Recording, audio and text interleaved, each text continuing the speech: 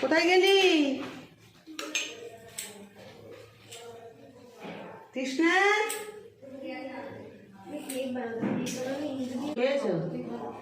তোদের আগে ওকে খাইয়ে দিচ্ছি। পোহা হবে সুজি, তাই সুজির পোহা আমি মেয়েকে চা দিয়ে রেডি করে দিলাম। ওরা চা খেয়ে সুজির পোহাটা খাবে, খেয়ে একটু বাজারে যাবে। মাছ কিন্তু আমার অলমোস্ট রেডি, দেখতেই পাচ্ছেন পুরো রেডি হয়ে গেছে। আমার দোকানের জন্য আমি ভাগও করে নিচ্ছি অলরেডি, একটু ঝোল ঢাললেই হয়ে যাবে। মাছটা খুব বেশি মাখামাখি করব না, এরকমই ঝোল ঝোল হালকা একটু রাখবো। এবার একটু মূলো শাক করবো, মূলো শাকটা ভাজলেই আমার রান্না একদম কমপ্লিট। মূলো শাকটা অলমোস্ট ভাজা হয়ে গেল,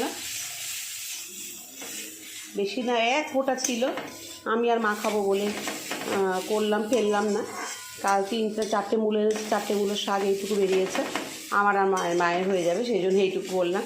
অনেক বড় কড়াইতে শাকটা অনেকটাই কম লাগবে দেখতে। চাটা নিয়ে যান। কই আমি কি ওপরে দেবো নাকি চা? আমার এই বাড়িতে অনেক বড় বড় গাছ আছে, তার জন্য সেই গাছ কাটার জন্য লোক এসছে, তাদের একটু চা করে দিলাম, হাতে দিলাম, কিছু মনে করবেন না।